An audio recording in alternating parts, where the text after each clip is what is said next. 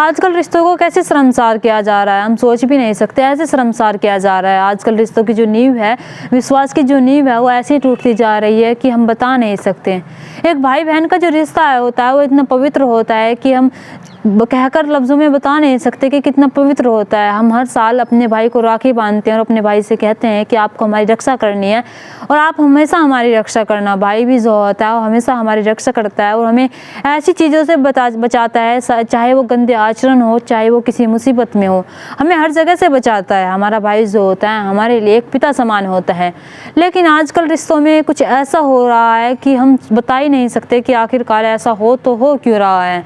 आजकल जो रिश्ते हैं वे पवित्र नहीं रहे हैं, वे अपवित्र हो चुके हैं। आज की घटना कुछ ऐसी है जहाँ पर एक भाई बहन जो होते हैं वे अपने रिश्ते को अपवित्र कर देते हैं। भाई बहन जो होते हैं एक दूसरे के साथ संबंध बनाने लगते हैं।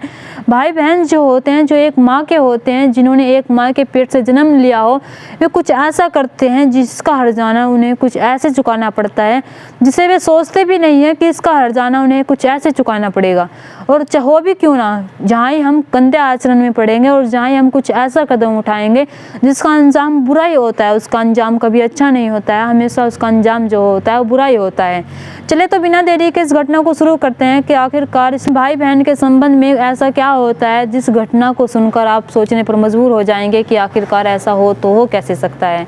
ये घटना जो है उत्तर प्रदेश का एक जिला लगता है उन्नाव, यहीं की एक सिविल लाइन लगती है। इसमें एक महिला रहा करती थी जिस महिला का नाम होता है शशि पाल।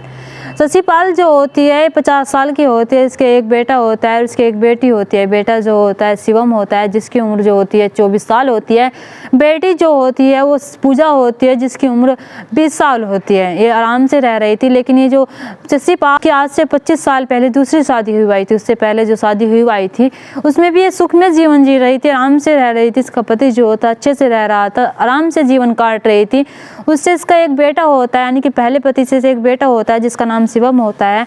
अब उसके जो पति का देहांत हो जाता है, यानी कि अचानक से उनकी जो मृत्यु हो जाती है। मृत्यु हो जाने के बाद इसके घर वाले जो होते हैं वे सोचने लगते हैं कि हमारी बेटी जो है ऐसे ही रहेगी और इसका एक बेटा भी है, इसका जो जीवन है वो बेकार हो जाएगा। इसलिए वे उसकी दूसरी शादी करवा देते हैं आज से 25 साल पहले। यानी कि पहले पति का जो लड़का होता है वो शिवम होता है और दूसरे पति के पास जब जाती है उससे एक लड़की होती है जिसका नाम पूजा होता है।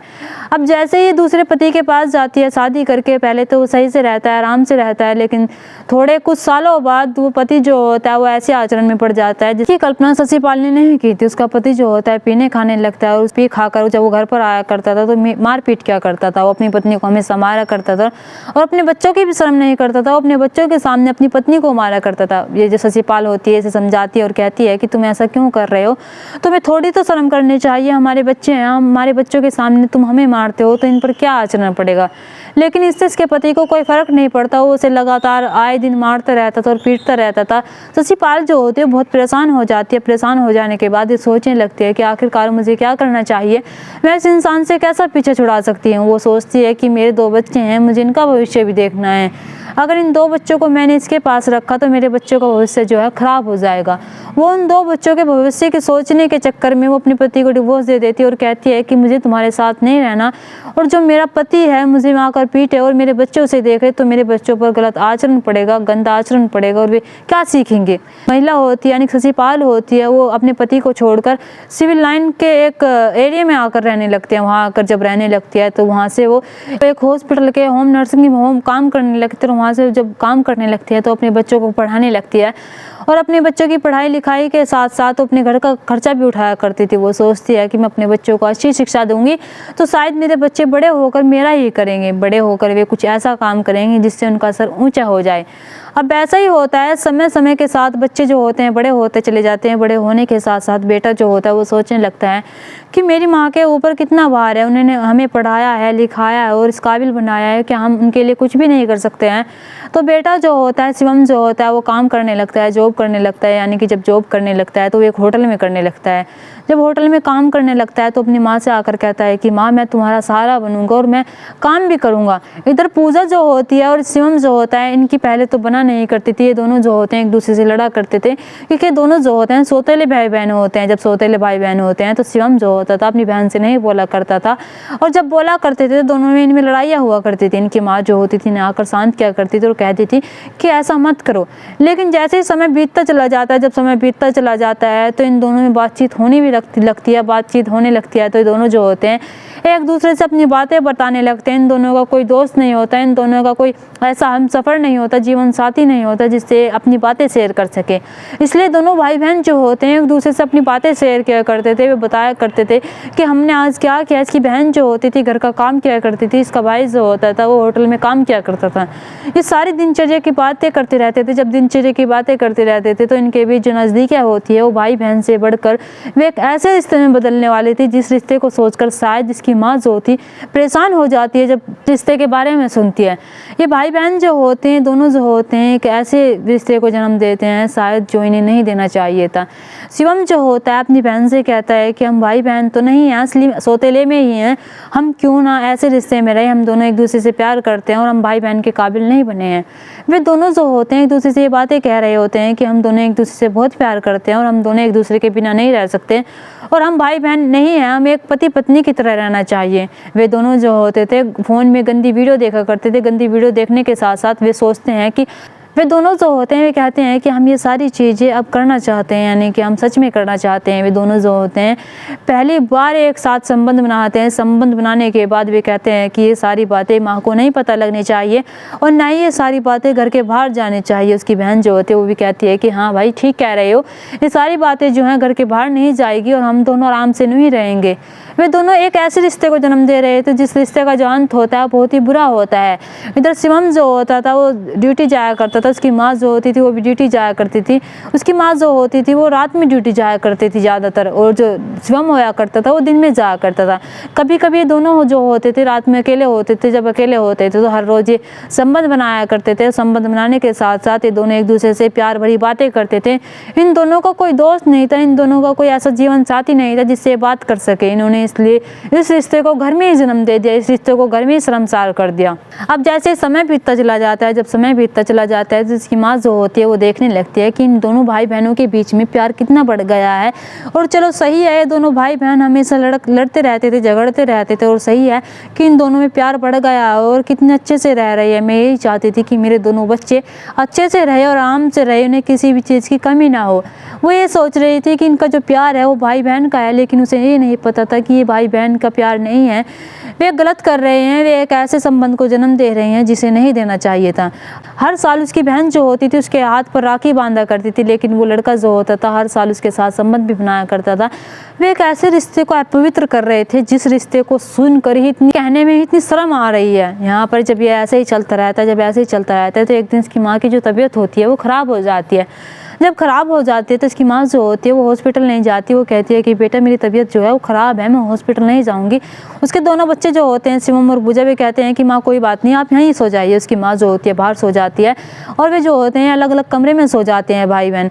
अब जैसे उसकी माँ की आधी रात को आँख खुलती है तो आँख खुलने के बाद उसे देखती है कि उसकी जो बेटी है पूजा के कमरे से अजीब सी आवाज़ें आ रही है। जब वो ध्यान से उस आवाज़ों को सुनती है तो उसे कुछ अच्छा नहीं लगता। ये आवाज़ें जो होती है कुछ ऐसी आ रही थी जिसकी भनक शायद शशिपाल को लग चुकी थी। अब वो जैसे उनके कमरे के अंदर जाती है, कमरे के अंदर झांकती है, झांक कर देखती है कि इसके जो बेटे और बेटी हैं वे आपत्तिजनक में है। जब आपत्तिजनक में देखती है तो ये शशिपाल जो होती है चीखने लगती है, चिल्लाने लगती है और उसे बहुत गुस्सा आता है। गुस्सा आने के बाद उन दोनों पर हाथ उठाने लगती है। जब जैसे हाथ उठाने लगती है इधर से शिवम और पूजा जो होते हैं अपनी माँ के पैरों में पड़ जाते हैं और कहते हैं कि माँ हमसे गलती हो गई, हम जवानी के पहरे में थे, हमसे ना जाने ये कैसे शुरू हो गया और हम ना जाने ये कैसे करने लगे। इसकी माँ जो होती है उन समझाती है और कहती है कि बेटा तुम भाई बहन हो और तुम भाई बहन होकर ये सब नहीं कर सकते, तुम्हारी शादी हो जाएगी उसके बाद ही तुम ये सब कर सकते हो। तो ये दोनों जो होते हैं जब अपनी माँ से माफ़ी मांगने लगते हैं और कहते हैं कि हमसे गलती हो गई, माँ हमें माफ़ कर दीजिए, हम आज के बाद ऐसा नहीं करेंगे। इधर शशिपाल जो होते हैं वो सोचने लगती है कि चलो सही है,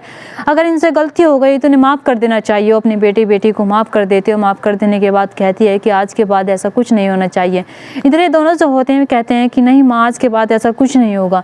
अब जैसे कुछ दिन बीत जाते हैं, कुछ दिन बीत जाने जाने के बाद इधर जो सचिपाल होती है फिर से इन्हें ऐसी स्थिति में देख लेती है। जब ऐसी स्थिति में देख लेती है तो परेशान हो जाती है, इन्हें समझाते समझाते और सोचने लगते हैं कि मैं ये सारी बातें अगर बाहर बताऊंगी तो मेरी बदनामी हो जाएगी और लोग मुझे क्या कहेंगे। इसकी बेटी और बेटा एक साथ संबंध बना रहे हैं, इसकी बेटी एक साथ पति पत्नी की तरह रह रहे हैं। अब वो करे तो करे क्या, ये सोचने लगती है। वो हर बार उन्हें डांटा करती थी, धमकाया करती थी, लेकिन इनका जो प्यार था वो सर चढ़ के बोलने लगा था। अब अपनी माँ की भी नहीं सुनते थे, अपनी माँ की भी नहीं जब सुनते थे तो एक साथ ही दोनों जो होते थे शारीरिक संबंध बनाया करते थे।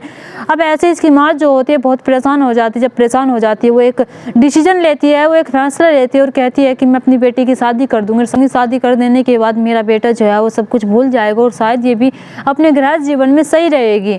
वो जो होती है अपनी बेटी की शादी तय करने का फैसला कर लेती है और वो लड़का देखने लगती है उसके लिए। अब लड़का देखने लगती है, जैसे उसे एक लड़का मिलता है, लड़का जो होता है बहुत ही अच्छा होता है, अच्छे स्वभाव का होता है। वो उस लड़के को हाँ कर देती है और कहती है कि मैं अपनी बेटी की शादी तुझसे ही करना चाहती हूँ।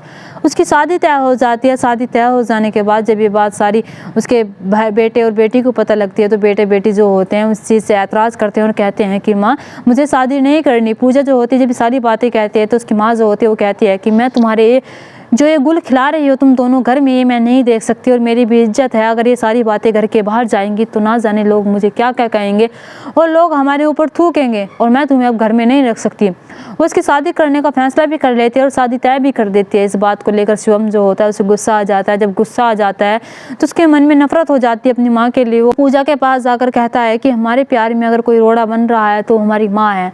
अगर हमारी माँ ही नहीं रही तो हमारे प्यार में कोई नहीं रहेगा और आराम से रहेंगे हम और कोई भी शायद हमारे बीच नहीं आ पाएगा और मैं तुमसे बहुत प्यार करता हूँ और मैं तुम्हें किसी और की नहीं होने दूंगा।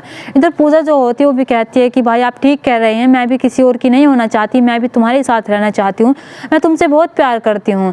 अभी दोनों जो होते हैं जब ये सारी बातें कह रहे होते हैं, शिवम जो होता है वो कहता है कि ठीक है मैं कुछ ऐसा करना चाहता हूँ जिससे सारी मसले ही खत्म हो जाएंगे, सारी जड़ खत्म हो जाएगी, क्या तुम मेरा इसमें साथ दोगी। तो उसकी जो बहन होती है वो कहती है कि हाँ मैं तुम्हारा भाई इसमें ज़रूर साथ दूंगी, जैसा तुम कहो मैं ऐसा ही करूँगी, मगर मुझे तुम्हारे साथ रहना है, तुम्हारे अलावा किसी और के साथ नहीं रहना है। इधर जब शिवम से वो सारी बातें कहती है तो शिवम जो होता है उसकी माँ जो होती है जब अपने हॉस्पिटल से वापस आती है लौट कर तो उसकी माँ को कभी कभी पीने की आदत थी, वो कभी कभी पी लिया करती थी। और पीने की भी बात बने तो बने क्यों ना, जब इंसान स्ट्रेस में रहता है तो कभी कभी वो भी गंदे आचरण में पड़ जाता है। ऐसी इसकी माँ जो थी वो कभी कभी ड्रिंक किया करती थी। जब ड्रिंक किया करती थी वो घर पर आती है, घर पर आने के बाद उसके बेटे बेटी होती है उसके लिए चिकन बनाते हैं, चिकन के साथ साथ वे उसके लिए ड्रिंक का सामान लेकर आते हैं, यानी कि दारू लेकर आते हैं। दारू लेकर आने के बाद अपनी माँ के सामने रख देते हैं और कहते हैं कि माँ हम आपके फैसले पर कोई ऐतराज़ नहीं करना चाहते, हम बिल्कुल सही करना चाहते हैं, आप हमारे लिए सही सोच रही हैं, जैसा आप करोगे ऐसा ही होगा। उसकी माँ जो होती है बहुत खुश हो जाती है। खुश हो जाने के बाद वो चिकन भी खाती है और वो दारू भी पीती है। दारू पीने के बाद जैसे ही वो ज़्यादा पी लेती है, उस दिन वो जब ज़्यादा दारू पी लेती है वे दोनों भाई बहन जो होते हैं अपनी माँ की जान ले लेते हैं और उनकी जो हवस है उस टाइम पर भी नहीं रुकती। वे अपनी माँ की जान लेने के बाद भी वे दोनों जो होते हैं उनकी माँ की जो लाश होती है वो सामने पड़ी हुई होती है, लेकिन उसके ही सामने वे दोनों जो होते हैं एक दूसरे के साथ शारीरिक संबंध बनाते हैं। शारीरिक संबंध बनाने के बाद अब जैसे उनकी हवस पूरी हो जाती है अब वे सोचने लगते हैं कि अब हमें क्या करना चाहिए। तभी वे अपने रिश्तेदारों को फ़ोन करते हैं और कहते हैं कि हमारी जो माँ को हार्ट अटैक आ गया है और अचानक से रात को आया है। जैसे रिश्तेदार घर पर आते हैं, घर पर आने के बाद वो देखते हैं कि वे उन्हें कुछ अचंभित सा लगता है। वे सोचने लगते हैं कि हार्ट अटैक नहीं लग रहा है, हमें नेचुरल मौत नहीं लग रही है, कुछ अलग लग रहा है। तभी उनमें से एक रिश्तेदार जो होता है फ़ोन करता है पुलिस वालों को सारी कहानी बताता है और कहता है कि यहाँ पर हमारे रिश्तेदार की मौत हुई है और हमें नहीं लग रहा उसे हार्ट अटैक आया है। इसके जो बेटी बेटा हैं वे बता रहे हैं कि इसे हार्ट अटैक आया है। पुलिस वाले जो होते हैं मौके पर पहुँचते हैं। मौके पर पहुँचने के बाद वो सब को बरामद करते हैं। बरामद करने के बाद वे पोस्टमार्टम के लिए भिजवाते हैं। पोस्टमार्टम में पाया जाता है कि इस महिला की जो मौत हुई थी वो हार्ट अटैक से नहीं हुई थी, उसकी जो मौत हुई थी वो दम घुटने से हुई थी। अब जैसे ही ये सारी बातें पता लगती है तो जो पुलिस वाले होते हैं वे पहले ही उन बेटे और बेटी से पूछते हैं। तो बेटे जो होते हैं वे कहते हैं कि हमें नहीं पता, इन्हें हार्ट अटैक आया था और ये यूं ही पड़ी हुई थी। तो पुलिस वालों को ज़्यादा समय नहीं लगता ये सोचने में कि ये सारा जो किया धरा है इनके बेटे और बेटी का किया धरा है, क्योंकि वे जब बातें बता रहे थे तो उनका बयान जो था वो कुछ अटपटा लग रहा था। उनका जब बयान दे रहे थे तो वे बहुत ही कपकपा रहे थे। जब कपकपा रहे थे तो पुलिस वाले जो होते हैं वे एकदम समझ जाते हैं कि ये सारा कराया इनका ही है। पुलिस वाले जो होते हैं उन्हें पूछताछ के लिए पुलिस स्टेशन ले जाते हैं। पुलिस स्टेशन ले जाने के बाद जब उनसे अलग अलग बैठाकर पूछताछ करने लगते हैं तब भी वे गोल गोल बातें घुमा रहे थे। लेकिन पुलिस वाले जब उन पर ज़्यादा दबाव बनाते हैं तब कहीं जाकर वे टूट जाते हैं। टूट जाने के बाद जब बताते हैं कि हम दोनों भाई बहन जो हैं एक दूसरे से प्यार करते थे और हमारी माँ ने शादी जो होती मेरी बहन की वो कहीं और तय करती थी और मैं नहीं चाहता था कि इसकी शादी कहीं और हो। तो वे दोनों जो होते हैं कैसा प्लान बनाते हैं, वे सोचते हैं कि हमारे प्यार में हमारी माँ रोड़ा बन रही है, इसलिए हम अपनी माँ को ख़त्म कर देते हैं। पुलिस वाले जब उनकी बात सुनते हैं तो पुलिस वाले भी सोचकर हैरान थे और सोचने पर मजबूर थे कि आखिरकार एक बेटा और बेटी ऐसा कर कैसे सकते हैं। वे एक ऐसे रिश्ते को कैसे जन्म दे सकते हैं जिस रिश्ते का ना ही कोई मूल्य है ना ही कोई मोल है। एक भाई बहन के पवित्र रिश्ते को वे बदनाम कर देते हैं, एक भाई बहन के पवित्र रिश्ते को वे कलंकित कर देते हैं। यहाँ पर शिवम और पूजा जो होते हैं अच्छा नहीं करते और वे इसके चलते अपनी हवस को पूरा करने के चक्कर में अपनी माँ को भी मार देते हैं। दोस्तों, इस घटना को सुनाने का मकसद मेरा आपका दिल दुखाना नहीं था, आपको परेशान करना नहीं था, आपको घटना के बारे में बताना था, आपको सचेत करना था। आप अपने परिवार के साथ खुश रहिए। नमस्कार।